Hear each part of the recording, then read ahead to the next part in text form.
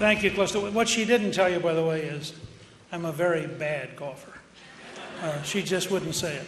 I want to thank Dave Bossie, who's been such a great friend and partner with us on so many different projects.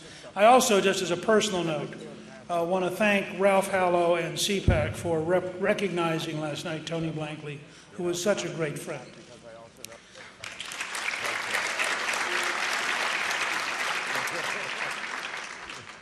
And I want to thank the Newt 2012 volunteers who have been here working and have made such a difference. We are a people-based campaign, and our volunteers are really important. You know, I've spoken at CPAC many times, and CPAC was founded to challenge the Republican establishment. The fact is, when Ronald Reagan came here in 1974 and gave his famous speech on bold colors, no pale pastels, that was a decade in from Reagan's first great national speech for Barry Goldwater, A Time for Choosing. When Reagan campaigned in 1980, you could see the gap between the Republican establishment and the conservative movement. Reagan campaigned on supply-side economics, lower taxes, less regulation, more American energy, praise for people who created jobs. The establishment called it voodoo economics. The GOP establishment has a single word they use with contempt for conservative ideas. They say they're unrealistic. So creating 16 million jobs under Reagan, unrealistic. Ending the Soviet Union, unrealistic. And Faith Whittlesey, who was in the Reagan White House and then ambassador to Switzerland, wrote a brilliant piece recently for Newsmax, pointing out that the fight she and I were in as conservatives against the Republican establishment over the very question of whether or not we should have an anti-Soviet campaign. The 1994 contract with America, unrealistic. The House Republican majority of 1994, which, by the way, was elected by the largest one-party increase in an off year in American history, 9 million new voters, unrealistic. Reforming welfare so 2 out of 3 people would go to work or go to school, unrealistic. Cutting taxes with the largest capital gains tax cut, first tax cut in 16 years, unemployment drops to 4.2%, 11 million new jobs, unrealistic. 4 years of a balanced budget, unrealistic.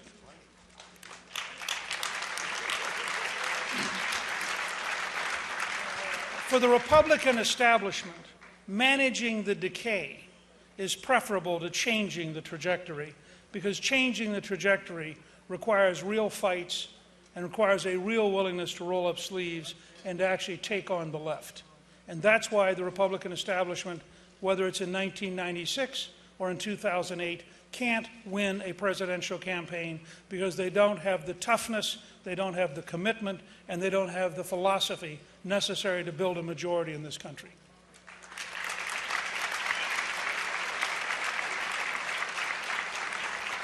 And let me say to the Republican establishment in this city, crony capitalism in Congress is fully as bad as crony capitalism on Wall Street, and they had better clean up the Congress if they expect to be reelected. Now, CPAC actually represents a 50-year struggle that goes back to the draft Goldwater movement in 1962. And the Tea Party versus the Republican establishment is in many ways the same fight. This has been going on for a half century. And and the core of it is very simple. The conservative movement, when it offers bold solutions to rally millions of Americans, not just Republicans, millions of Americans, Democrats, independents, people who may never have been in politics before, then it wins decisively. 1980, 1984, 1994 are examples of that. What I want to talk to you about today is bold solutions to get America working again. And I'm going to contrast it with the timidity that comes from managing the decay. 2 examples. We won the Second World War from December 7th, 1941 to August 1945. I want you to lock this in your heads as an example of what America can do when you unleash the American people. In 44 months, 3 years and 8 months, we defeat Nazi Germany, Fascist Italy, and Imperial Japan. 44 months. Recently, it took 23 years to add a 5th runway to the Atlanta airport. When people say, you really can't control the border by January 1, 2014, they're describing the America that can't. That's the establishment's America, tied up in bureaucracy, tied up in red tape, tied up in incompetence, tied up in interest groups.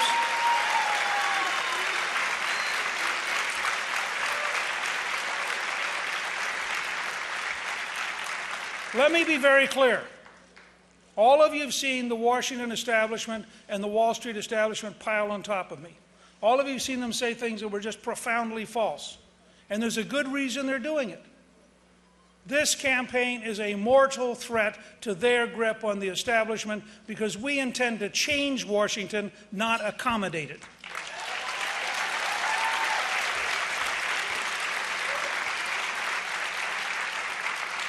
So let's take the speed, the toughness, the emphasis of the Second World War, and let's take something which should make all of us optimistic. There is a world that works. Most of it, but not all of it, is in the private sector. And there's a world that fails. Most of it, but not all of it, is in the public sector. I'll give you one single example. How many of you have ever gone online to check a package at UPS or FedEx? Raise your hand if you've ever checked for a package, okay? So virtually all of you. And I want to stop for a second. I want to drive this home. This is not a theory. It is a practical reality that we have the technology that enables us to track between UPS and FedEx.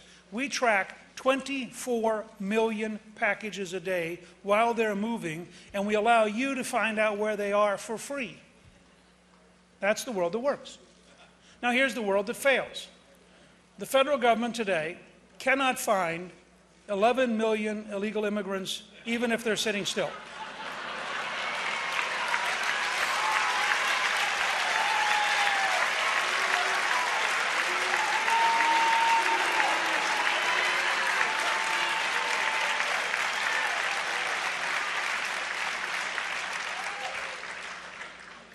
Now, I have a simple proposal. We send a package to everyone who's here illegally, and when it's delivered, we pull it up on a computer, we know where they are. Let me say for my friends in the news media that that was hyperbole and we don't need a fact check.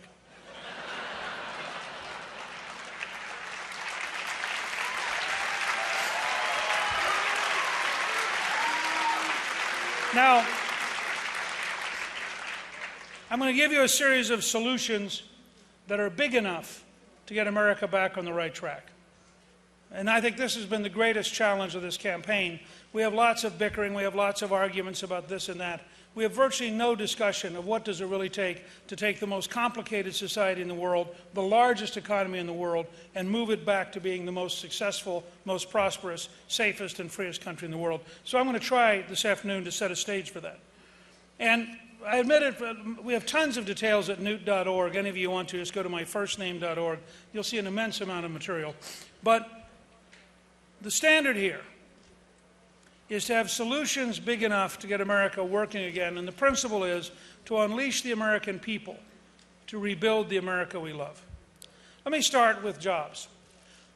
If I am the nominee, with your help, I will ask the entire Republican ticket to campaign with me on the pledge that when the Congress comes in on January 3rd, it will stay in session, and by January 20th, when I am sworn in, it will have repealed Obamacare.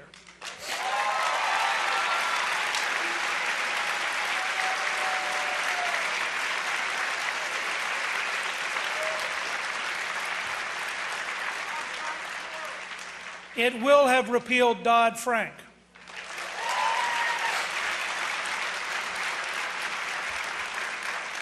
It will have repealed Sarbanes-Oxley.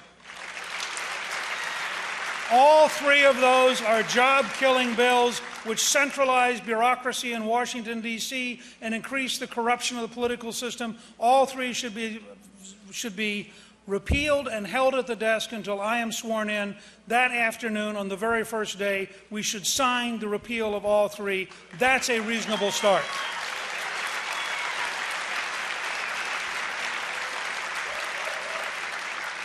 Two hours after the inaugural address. That was just the hors d'oeuvre. We haven't gotten around to serious work yet. 2 hours after the inaugural address, I will begin signing executive orders and presidential findings. All of them will have been published by October 1st. The country will know precisely what this campaign is about. The very first executive order will abolish all of the White House czars as of that moment.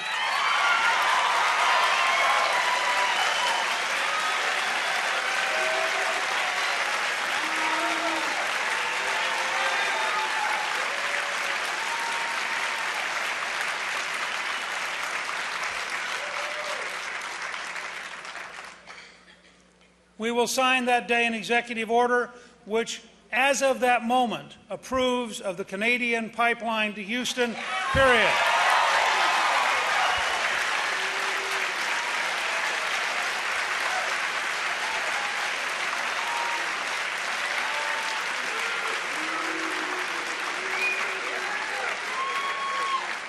My message to Prime Minister Harper and the Canadian government is simple. You do not need a partnership with the Chinese. Give the American people a few months. When we beat Obama on election night, you can start buying equipment because we will approve it on January 20th.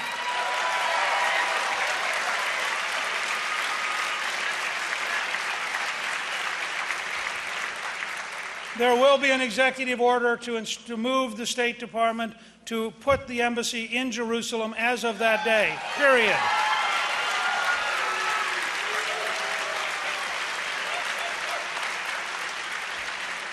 We will, that day, reinstate Ronald Reagan's Mexico City policy, no money for abortion overseas, period.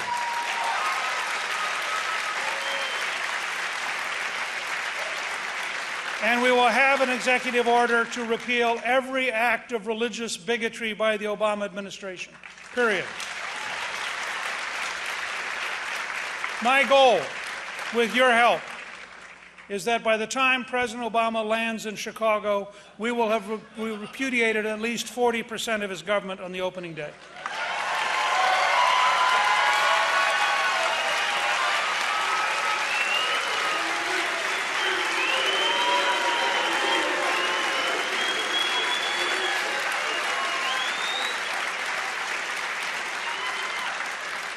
Let me talk now about how to create jobs. America works when Americans are working. The #1 theme of the fall campaign will be a paycheck president versus a food stamp president. I believe we will win that fight by a huge margin.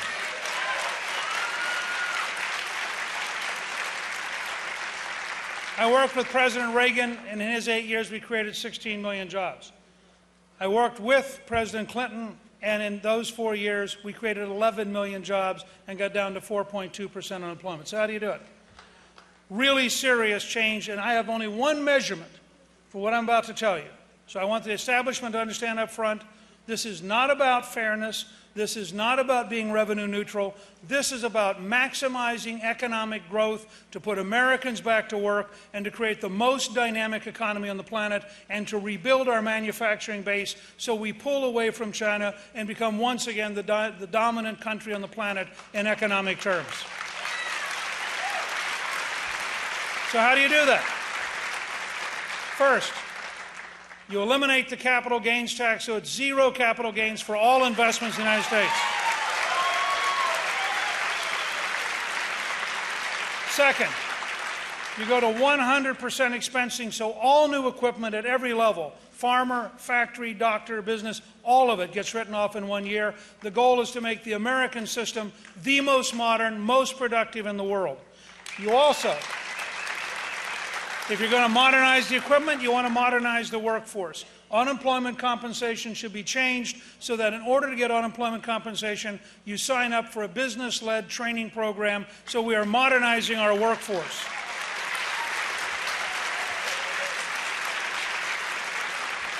Never again should we pay somebody 99 weeks for doing nothing.